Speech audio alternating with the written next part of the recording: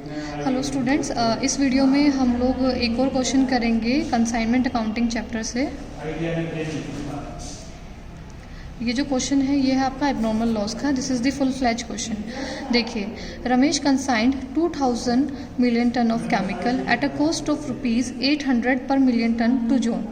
तो इस स्टेटमेंट से आपको क्या पता लगा कि रमेश जो है वो आपका कंसाइनर है और जो जॉन है वो आपका कंसाइनी है, और जो कंसाइनमेंट है वो है 2000 मिलियन टन केमिकल का, और जिसकी कॉस्ट है वो है आपकी 800 per million ton.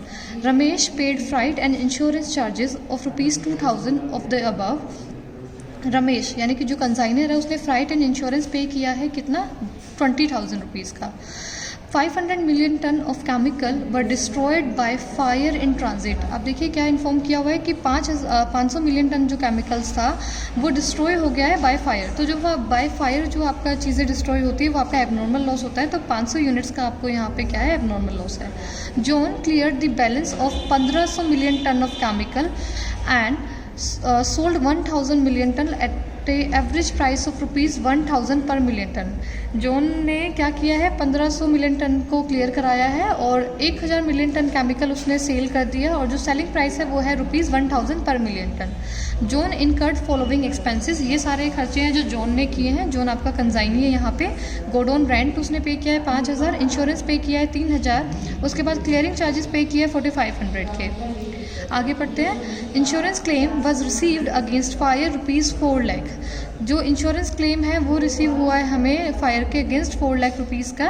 After admitting the salvage value of stock destroyed by fire eight ₹10,000।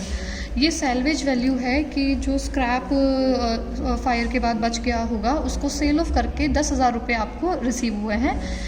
आगे लिखा हुआ है, John was entitle to a commission of 10% on sales proceed. John को कमीशन दिया जा रहा है 10% ऑफ सेल्स प्रोसीड। तो जो भी सेल वैल्यू रही होगी, जितना उसने सेल किया था 1000 यूनिट 1000 रुपये के रेट से, तो उस पर 10% उसको कमीशन दिया जाएगा। John send the balance to Ramesh after adjusting his commission and expenses out of sales proceed. John ने जो बैलेंस है, जो ड्यू अमाउंट है, वो रमेश को पे कर दिया है अपने सारे एक्सपेंसेस और कमीशन को एडजस्ट करने के बाद। Now you are asked to prepare the consignment account, John's account and abnormal loss account in the books of Ramesh. आपको पता ही है कि जो कंसाइनमेंट अकाउंट होता है वो कंसाइनर की बुक में मेंटेन किया जाता है। तो आपसे पूछा है कंसाइनमेंट अकाउंट बनाने के बारे में, जॉन अकाउंट बनाने के बारे में, और साथ ही साथ एबनॉर्मल लॉस अकाउंट बनाने के बारे में। 2 और अकाउंट है जो आप मेंटेन करते हैं in the books of consignor, that is goods sent on consignment account and stock on consignment. वो आपको प्रिपेयर करने के लिए नहीं बोला गया है। तो स्टार्ट करते हैं कंसाइनमेंट अकाउंटिंग के साथ।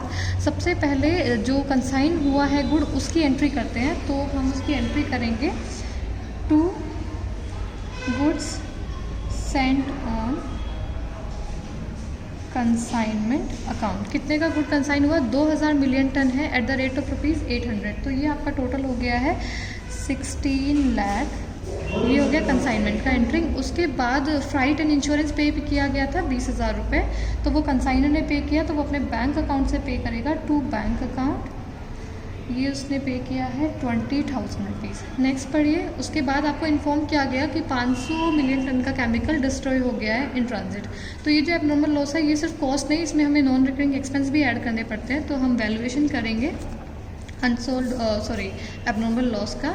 तो जो यूनिट्स है वो है आपकी 500 मिलियन टन। उनकी जो कॉस्ट थी वो थी आपकी ₹800 पर मिलियन टन। तो ये जो आपकी टोटल कॉस्ट आई है ये आपकी आई है 500 × 800, 4 लाख। तो टोटल 4 लाख रुपीज़ का क्या है, कॉस्ट है जो आपका गुड एबनॉर्मली लॉस हुआ है। इसमें आप ऐड कर देंगे proportionate share of non recurring expense. तो प्रोपोर्शनेट शेयर आपको पता है सिर्फ 20,000 रुपये ही खर्च हुए थे अभी तक इस गुड पे, जो कंसाइनर ने पे किए थे। और ये 20,000 रुपये जो खर्च किए थे ये उसने खर्च किए थे 2000 मिलियन टन यूनिट्स पे। तो 2000 से डिवाइड करेंगे, पर यूनिट आ जाएगा, इनटू कर देंगे 500 के लिए। तो ये आपका आ जाएगा 20,000 divided by 2000 and into 500 you will get 5000। तो जो वैल्यू हो जाएगी आपकी एबनॉर्मल लॉस की वो हो जाएगी 4,05,000 रुपये। अब इसमें से आपको लेस करना है वो वैल्यू जो आपने रिसीव कर लिया। ये टोटल लॉस है, बट ये टोटल लॉस नहीं है। इसमें से 10,000 रुपये ऐसे हैं जो आपको रिसीव हो गए हैं उस गुड को सेल करने के बाद या उस क्रैप को सेल करने के बाद, तो लेस कर देंगे सैल्वेज वैल्यू। जो बचे हुए माल को सेल करने के बाद आपको मिले होंगे, तो वो आपको इन्फॉर्म किया गया था, वो आपको मिले हैं 10,000 रुपीज़ के। तो अब आपकी जो एक्चुअली एबनॉर्मल लॉस की वैल्यू है वो है आपकी 3,95,000। So this will be the value of abnormal loss. अब मैं इसको क्या करूँगी, क्रेडिट कर दूँगी इन द कंसाइनमेंट अकाउंट। तो यहाँ हम एंट्री कर देंगे by abnormal loss account 3,95,000। Okay, question पढ़ते हैं लाइन टू लाइन और एक एक एंट्री डाल देते हैं। अभी हमने एबनॉर्मल लॉस का वैल्यूएशन कर लिया और उसको पुट कर दिया है। तो एबनॉर्मल लॉस की जब एंट्री होती है तो हम एंट्री क्या करते हैं, abnormal loss account debit to consignment. तो कंसाइनमेंट के क्रेडिट में और एबनॉर्मल के डेबिट में। तो यहाँ पे भी हमें डालना पड़ेगा to consignment account and the value will be same 3,95,000। Okay, आगे देखिए, John clear the balance of 1,500 million ton of chemical और उसने सेल किया है 1,000 मिलियन टन और एवरेज प्राइस है 1,000 रुपये। तो अब सेल की एंट्री होगी, तो बाय जॉन्स अकाउंट कितना हुआ है सेल, 1,000 मिलियन टन का एट द रेट ₹1,000। तो ये आपका आ गया है 10 लाख रुपीज़।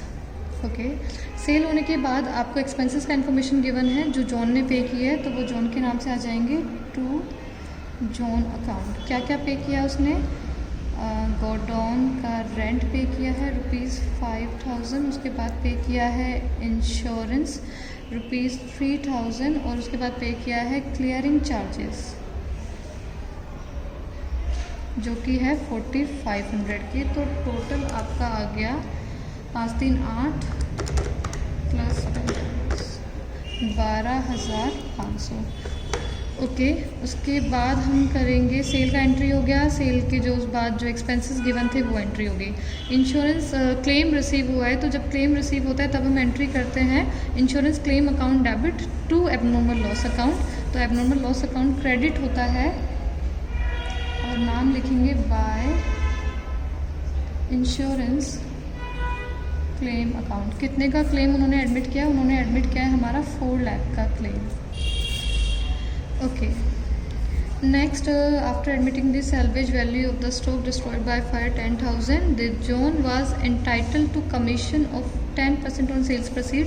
जॉन को कमीशन दिया जाएगा 10% टू जॉन अकाउंट। ये जो है ये कमीशन के लिए, तो मैं यहाँ ब्रैकेट में डाल देती हूँ 10% ऑन सेल्स प्रोसीड। तो 10% इसका हो गया आपका 1 लाख। उसके बाद यह हैव बीन गिवन कि जॉन ने जो बैलेंस है वो पे कर दिया after meeting his expenses and commission. तो अब जॉन अकाउंट मेंटेन कर लेते हैं। तो जॉन अकाउंट मेंटेन करने से पहले मैं कंसाइनमेंट अकाउंट को क्लोज कर देती हूँ और आपको पता है कंसाइनमेंट अकाउंट को क्लोज करने से पहले आपको अनसोल्ड स्टॉक यहाँ से बाहर निकालना है। तो अब हम करेंगे वैल्यूएशन ऑफ अनसोल्ड स्टॉक। तो वर्किंग नोट अभी एक और प्रिपेयर करेंगे, second working note, that is the valuation of unsold stock. सबसे पहले हम यूनिट्स फाइंड आउट करते हैं। टोटल यूनिट्स आप देखिए कितनी थी, 2,000 मिलियन टन, जिसमें से 500 यूनिट्स या 500 मिलियन टन का आपको हो गया एबनॉर्मल लॉस। तो अब जो बची हुई यूनिट कितनी है आपकी, 1,500 मिलियन टन, जो कंसाइनी ने रिसीव की और जिनको क्लियर कराया। रिमेनिंग यूनिट्स कैसे निकालते हैं, इसमें से आप माइनस कर देते हैं जितना सेल हो गया। तो आपको इन्फॉर्म किया गया था कि 1,000 यूनिट्स को उसने सेल कर दिया या 1,000 मिलियन टन उसने सेल कर दिया। तो 500 मिलियन टन है जो कि आपका क्या है, unsold stock. This is the unit. अब मुझे इसकी वैल्यू निकालनी है, तो कैसे निकालेंगे, 500 million ton at the rate ₹800। तो ये हो जाएगी उसकी एक्चुअल कॉस्ट 4 लाख। इसके बाद मैं इसमें ऐड करती हूँ प्रोपोर्शनेट शेयर ऑफ कंसाइनर की एक्सपेंस, जो कि कंसाइनर ने कितना पे किया था, 20,000 उसने कितने यूनिट्स के लिए पे किया था, उसने पे किया था 2,000 यूनिट्स के लिए और आपको निकालना है 500 यूनिट्स का। तो कंसाइनर की तरफ से जो ऐड होगा वो ऐड होगा ₹5,000।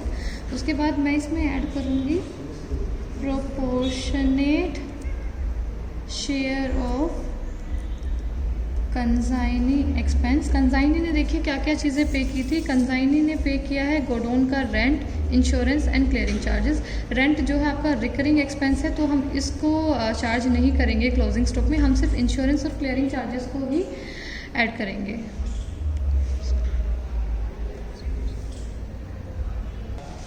अब हमें ऐड करने हैं proportionate share of consignee's expense. तो कंसाइनी ने आपका पे किया था ये 3 चीज़ें, गोडाउन का rent, insurance and clearing charges. Insurance को लेके यहाँ लैंग्वेज नहीं क्लियर है, तो इंश्योरेंस 2 ही तरीके से हो सकता है, या तो इंश्योरेंस इन ट्रांजिट है या फिर वो गोडाउन का इंश्योरेंस है। तो इंश्योरेंस इन ट्रांजिट आप देखिए जो आपका रमेश है उसने पे कर दिया है, तो जब कंसाइनी इंश्योरेंस पे कर रहा है तो आप ये सेल्फ अज्यूम कर लेना that it is the insurance premium which is paid for the godown. तो ये रिकरिंग नेचर का है, इसे भी हम ऐड नहीं करेंगे।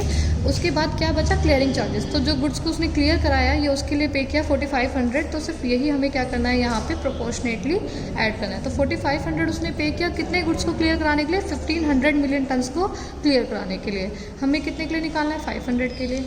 तो आप निकाल देंगे 4500 divided by 1500 into 500, you will get 1500। तो अब इन तीनों चीज़ों को ऐड कर देंगे, this is the actual cost, plus कर देंगे रिकरिंग एक्सपेंस जो कंसाइनर ने पे किया, प्लस करेंगे 1500 जो कंसाइनर ने पे किया। तो आपको टोटल वैल्यू जो आ जाएगी वो आ जाएगी 4,06,500, 4,06,500। लेकिन सिर्फ ये नहीं है क्लोजिंग स्टॉक की वैल्यू, इसमें आपको ऐड करने हैं वो 10,000 जो आपने वो जो बचा हुआ माल जो सैलवेज वैल्यू यहाँ से लेस की थी। तो इसमें आप ऐड कर देंगे साल्वेज वैल्यू जो आपको मिली है उस बचे हुए स्क्रैप को सेल करने के बाद, वो कितने का है आपका 10,000 का, तो ये भी आपका क्लोजिंग स्टॉक में ऐड हो जाएगा। तो फाइनली जो क्लोजिंग स्टॉक की वैल्यू आती है वो आती है 4,16,500 जो कि आपको कंसाइनमेंट अकाउंट से बाहर निकालना है। तो अब हम वापसी कंसाइनमेंट अकाउंट पे आ जाते हैं, और आपको पता है by stock sent on consignment account के नाम से हम इसको लिखते हैं, by stocks on consignment account. कितना आया था आपका क्लोजिंग स्टॉक, 4,16,500, 4,16,500 कंसाइनमेंट अकाउंट में। अब हम सारी एंट्रीज डाल चुके हैं ऑलमोस्ट, अब बस इसको टोटल कर देंगे और देखेंगे कि प्रॉफिट है कि लॉस है। तो आप क्रेडिट साइड का टोटल करेंगे तो यू विल गेट 18,11,500, और आपको प्रॉफिट आ रहा है इस क्वेश्चन में। तो जो प्रॉफिट है वो आप प्रॉफिट इन लॉस अकाउंट में ट्रांसफ़र कर देते हैं, आपका जो प्रॉफिट आएगा वो आएगा 79,000। So this is all about consignment account.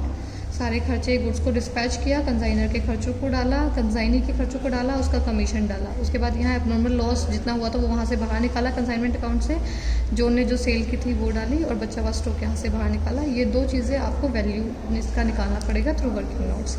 अब बात करते हैं जोन अकाउंट के बारे में। तो जोन का नाम कितनी बार आया, 2 बार। सबसे पहले आया जब उसने सेल्स प्रोसीड की, तो सेल्स के टाइम पे पैसा रिसीव किया है, तो जोन अकाउंट को हम डेबिट कर देंगे। तो सेल प्रोसीड की एंट्री यहाँ डाल देंगे टू कंसाइनमेंट अकाउंट। सेल हुआ था 10 लाख का, तो वो यहाँ डाल दिया। अभी सेल्स प्रोसीड में से जोन अपने एक्सपेंस और कमीशन को लेस करेगा, जो बैलेंसिंग फिगर आएगी वो रमेश को सेंड कर देगा। तो क्या क्या एक्सपेंसेस ने पे किए वो आ जाएंगे बाय कंसाइनमेंट अकाउंट, और यहीं मैं सारे एक्सपेंसेस को लिख देती हूँ। क्या क्या पे किया था, गोडाउन का rent, I am using short form here, 5,000। फिर उन्होंने पे किया था इंश्योरेंस ₹3,000, और फिर इन्होंने पे किए थे क्लियरिंग चार्जेस जो कि कितने के थे 4,500। तो 12,500 रुपीज़ का तो ये हो गया। उसके बाद कमीशन था, तो बाय कंसाइनमेंट अकाउंट यहाँ आप लिख देंगे कमीशन जो उसको मिला था 1 लाख रुपीज़। तो जो बैलेंसिंग फिगर आएगी डेफिनेटली वो इसी तरफ आएगी। तो 10 लाख में से आप माइनस करेंगे 12,500 और 1 लाख, तो आपका आ जाएगा 8,87,500। तो ये बाय बैंक अपने बैंक अकाउंट से जोन क्या करेगा, ट्रांसफ़र कर देगा टू अकाउंट। तो यह है आपका बैलेंसिंग फिगर। बचा क्या आपका एबनॉर्मल लॉस अकाउंट। 2 एंट्री आप ऑलरेडी डाल चुके हैं कि जो लॉस हुआ था वो आपने ट्रांसफ़र किया था, फिर जो क्लेम एडमिट हुआ इतने अमाउंट के लिए क्रेडिट हो गया। तो आप देखिए जो क्रेडिट साइड है लॉस अकाउंट का वो ज़्यादा है, तो जो बैलेंसिंग फिगर आएगी वो डेबिट साइड में आएगी, यानी कि आपको प्रॉफिट हुआ है 4 लाख आपको क्लेम मिल गया, लेकिन लॉस एग्जैक्टली कितने का है 3,95,000 का। तो 5,000 रुपीज़ आपको एक काइंड ऑफ प्रॉफिट हो रहा है इस पर्टिकुलर डील पे। तो उसको आप क्या कर देंगे, प्रॉफिट एंड लॉस अकाउंट में ट्रांसफ़र कर देंगे। तो to profit and loss account 5,000 rupees, ये आपका हो गया abnormal loss account. Thank you.